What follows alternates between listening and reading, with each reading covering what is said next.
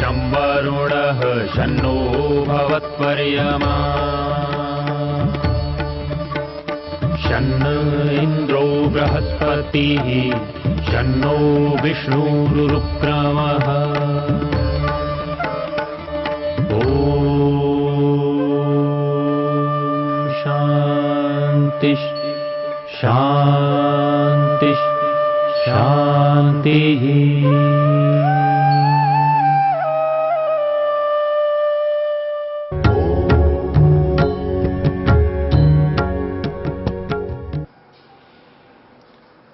धर्म प्रेमी सज्जनों, आज के वेद मंत्र में एक ईश्वर भक्त ईश्वर के प्रति अपने भाव प्रकट कर रहा है, ईश्वर की स्तुति कर रहा है। ईश्वर को मानने वाले के लिए परमात्मा की स्तुति करना उसकी प्रगति के लिए अनिवार्य है। परमात्मा ने वेद मंत्रों में हमारे लिए उपदेश दिया है कि हमें इस प्रकार से उसकी स्तुति करनी चाहिए। परमात्मा के इस स्तुति के उपदेश में परमात्मा के स्वरूप का ज्ञान भी हमें प्राप्त होता है, वो उसमें निहित है। आज जो वेद मंत्र ले रहे हैं वह ऋग्वेद के 52वें सूक्त का 12वां मंत्र है और इस मंत्र की व्याख्या आर्याभिविनय के प्रथम प्रकाश में क्रम संख्या 13 पर महर्षि दयानंद ने की है। मंत्र है त्वमस्य पारे रजसो व्योमनः स्वभूत्योजा अवसे धृषण मनः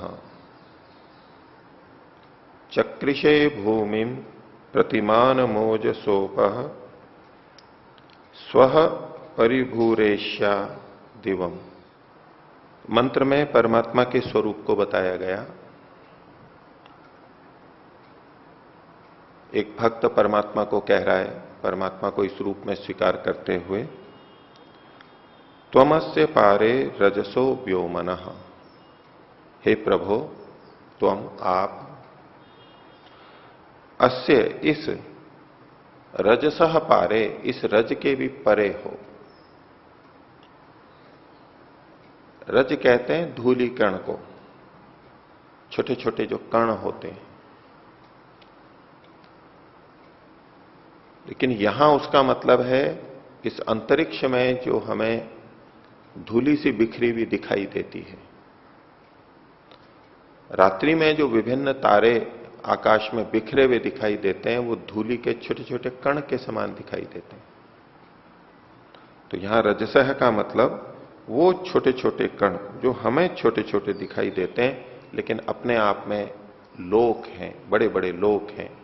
जैसे ये पृथ्वी लोक है, सूर्य लोक है, ऐसे बड़े बड़े ग्रह और उपग्रह हैं।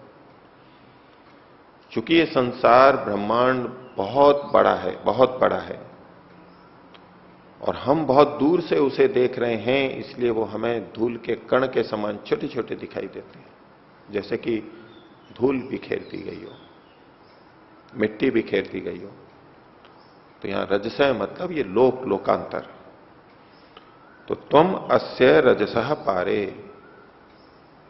हे परमात्मा आप इन लोकों से भी परे हैं, इन लोकों में हैं और इन लोकों से भी परे हैं, इनसे दूर दूर तक गए हुए हैं। ये ब्रह्मांड, ये पूरा संसार, लोक लोकांतर कितने बड़े हैं, कितनी दूर दूर तक हैं, हमें परिकल्पना भी नहीं आती है। लाखों करोड़ों प्रकाश वर्ष की दूरी पर यह स्थित है, और भी दूर दूर तक, इतनी दूर तक कि हमारे तीव्र यान भी चलते जाएं, तो हमारे जीवन में वो वहां तक नहीं पहुंच सकते। सैकड़ों, हजारों, लाखों वर्ष तक भी चलते जाएं तो भी वहां तक नहीं पहुंच सकते। इतनी दूर दूर तक ये है। तो हे परमात्मा, आप इन सब लोकों से भी परे हैं, इनसे दूर दूर भी विद्यमान है। परमात्मा की व्यापकता को ये भक्त अपने मन में रख रहा है। परमात्मा की व्यापकता को इस रूप में मन में रखना होता है कि ये जो सारा दृश्य जगत है, इससे भी दूर दूर तक, लोकों के भी दूर दूर तक आप विद्यमान हैं। त्वमस्य पारे रजसः। आगे कहा व्योमनः, इस आकाश से भी आप परे हैं। ये समस्त लोक लोकांतर इस आकाश में विद्यमान है। इस दृष्टि से लोकों की अपेक्षा ये आकाश हमें बड़ा अनुभव में आता है। तो हे परमात्मा, आप इस आकाश से भी, इस व्योम से भी दूर हैं, परे हैं। स्वभूत्या ओजा अवसे भृशन मनः। और आप अपने ऐश्वर्य से, अपनी भूति से, अपने ओज से, अपनी शक्ति से, अपने बल से, अवसे, इसकी रक्षा के लिए, ये जो सारा ब्रह्मांड है इतना बड़ा, उसकी रक्षा के लिए क्या करते हैं? तो परमात्मा का एक विशेष धर्म यहां दिया, धृषण मनः। महर्षि इसका अर्थ लिखते हैं, दुष्टों के मन को धर्षण, तिरस्कार करते हुए अवश्य हमारी रक्षा के लिए आप विद्यमान हैं।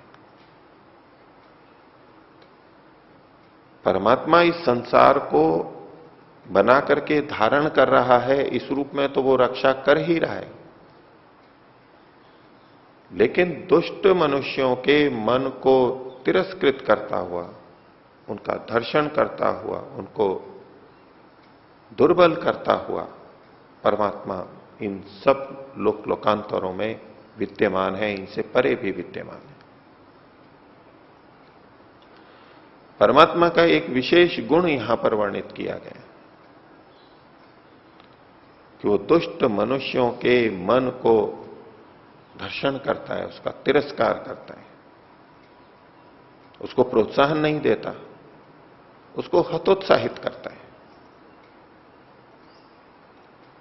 परमात्मा दुष्ट मनुष्यों के मन को तिरस्कृत करता है, उनको हतोत्साहित करता है।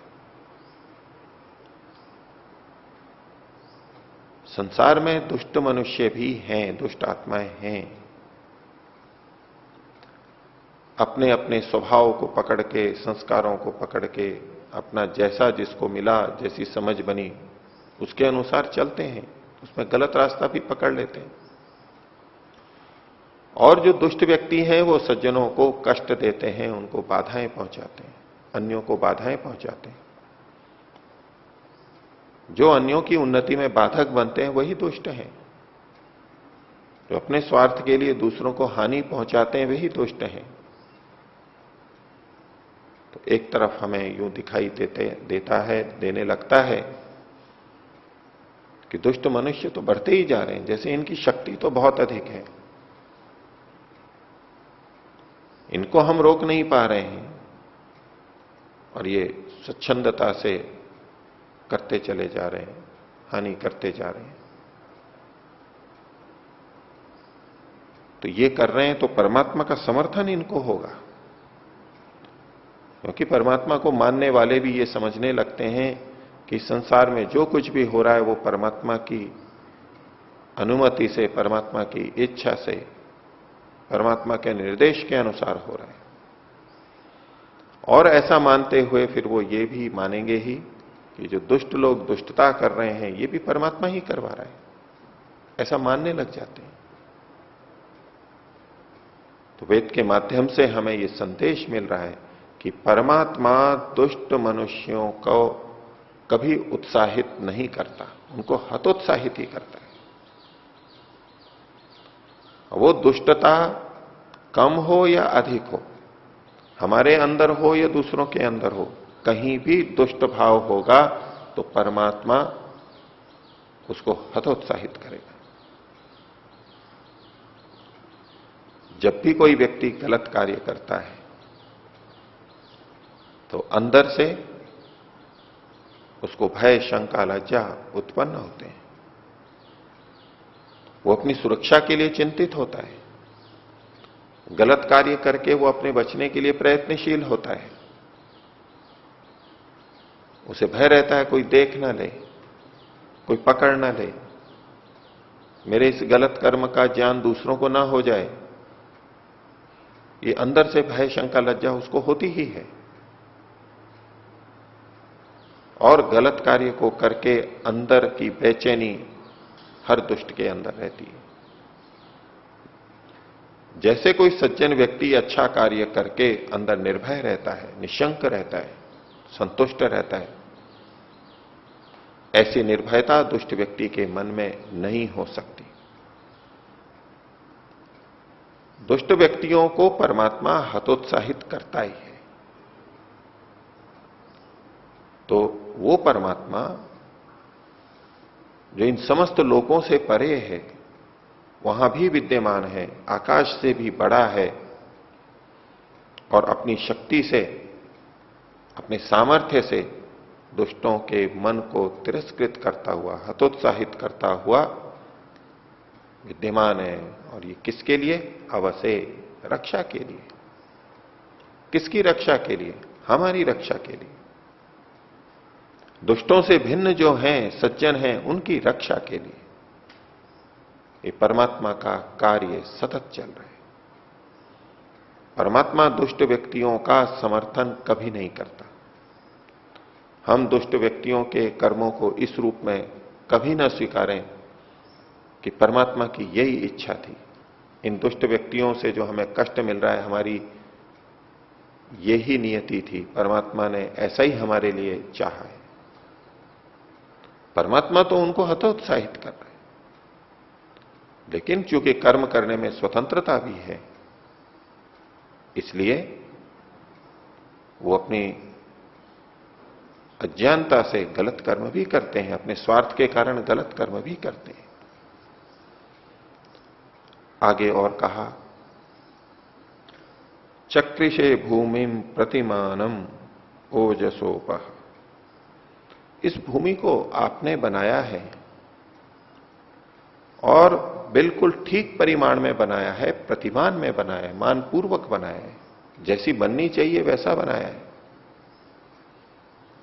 ये आपने अपनी शक्ति से, इसी तरह से ये जो अपा है, अंतरिक्ष है, अंतरिक्ष में भी जल है, इस सबको भी आपने बनाया है। स्वह, और जो स्वर्गलोक है जहां अत्यंत सुख विशेष होता है, वो चाहे इस पृथ्वी पर हो चाहे अन्य लोकों में हो, इस पृथ्वी से भी अच्छी स्थिति वाली पृथ्वियां हैं जहां अन्य श्रेष्ठ प्राणी निवास करते हैं। हम भी इन सब लोकों में आते जाते रहते हैं। अपने कर्मों के अनुसार हमें विभिन्न लोकों की प्राप्ति होती है।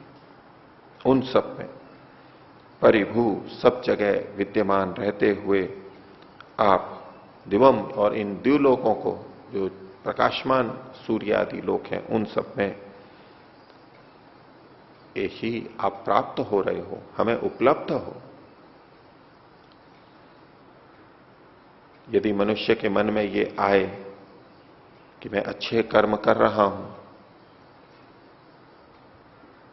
ईश्वर की आज्ञा के अनुरूप, धर्म के अनुरूप, उचित मान करके, लेकिन दुष्ट भी अपने अपने ढंग से कर्म कर रहे हैं, अब मैंने अच्छे कर्म किए उसका फिर क्या होगा?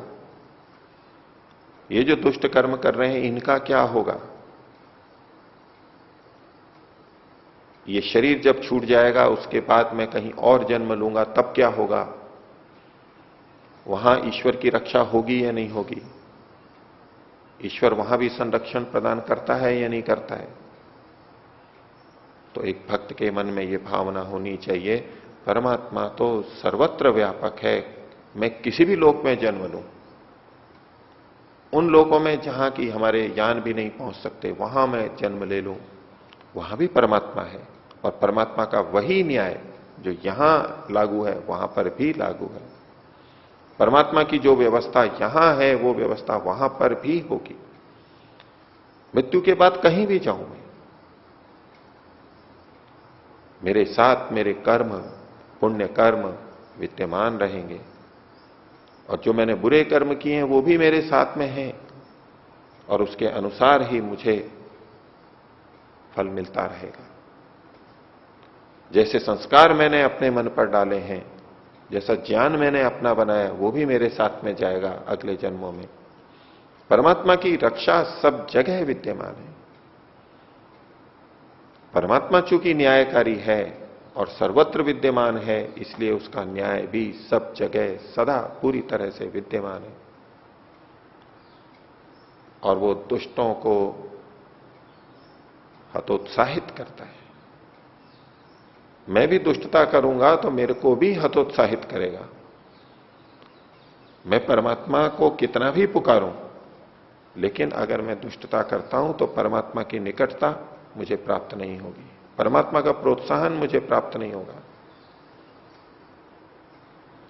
महर्षि दयानंद इसमें लिखते हैं कि आप सम्यक रक्षण के लिए सदा सावधान हो रहे हो। हमारा सबका सम्यक रक्षण हो, प्रत्येक आत्मा का सम्यक रक्षण हो, इसके लिए आप पूरे सावधान हैं, पूरे जागरूक हैं, हर समय इसकी चिंता रखते हैं, हर समय इसके लिए प्रयत्नशील हैं।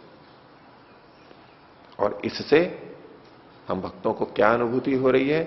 तो इससे हम निर्भय होके आनंद कर रहे हैं। ये बहुत बड़ी निर्भयता का कारण है कि परमात्मा सब जगह विद्यमान है, अपनी समस्त शक्तियों से युक्त होकर के विद्यमान है, और हमारी रक्षा के लिए जाग रहा है, सतत हमारी रक्षा कर रहा है। और महर्षि ने आगे लिखा दूसरे अनुच्छेद के अंत में, ये सब लोकांतरों का, पृथ्वी लोक, द्युलोक, अंतरिक्ष लोक, स्वर्ग लोक, इन सब का जहां यहां वर्णन आया, तो अंत में फिर लिखते हैं कि कृपा करके हमको अपना तथा सृष्टि का विज्ञान दीजिए। ये जो आपकी इतनी बड़ी रचना दिखाई दे रही है, इसका हमें ज्ञान दीजिए। क्योंकि जब व्यक्ति संसार को, लोकांतरों को जितना अधिक जानता है, उतनी अधिक ईश्वर की व्यापकता उसके मन में बैठती है। यदि कोई अपने घर और एक छोटे से गांव या शहर तक सीमित है, उसको वही लगता है, उससे आगे उसकी दृष्टि नहीं जा पाती। और जब इस पृथ्वी को भी देखता है, इतनी बड़ी बड़ी दूर दूर तक फैली हुई, तो पृथ्वी की विशालता उसके मन में आती है। और जब कोई ईश्वर भक्त होता है तो उसके साथ साथ उसमें ईश्वर की विशालता भी आती है। समुद्र की विशालता को देख के परमात्मा की विशालता का भी साथ में बोध होता है। और इस पूरे ब्रह्मांड में, लोकांतरों में, ये पृथ्वी तो एक छोटे से बालू के रेत के समान भी नहीं है। तो इस सब का जब ज्ञान होता है तो ईश्वर की व्यापकता भी हमारे मन में उतनी ही अधिक आती है। इसलिए अंत में महर्षि ने प्रार्थना की कि कृपा करके हमको अपना तथा सृष्टि का विज्ञान दीजिए। अब सृष्टि का विज्ञान भी देंगे, अपना भी देंगे, और तब हम ईश्वर की, आपकी व्यापकता को मन में बैठा पाएंगे, समझ पाएंगे कि कितना व्यापक परमात्मा है, उसकी व्यवस्था कितनी सुदृढ़ है। और जब इतना बलवान, सर्वव्यापक, इतने गुणों से युक्त परमात्मा हमारी रक्षा के लिए विद्यमान है, जागरूक है, सदा जाग रहा है, तो किस बात का भय हमें, किस बात की आशंका? हमें तो परमात्मा के दिए आदेश के अनुरूप ही केवल कर्म करना है, उसी के अनुसार चलते जाना है। बाकी तो रक्षा परमात्मा स्वयं करता रहेगा। तो मंत्र के भाव को, परमात्मा की व्यापकता को मन में रखते हुए ओम का उच्चारण करेंगे। ओ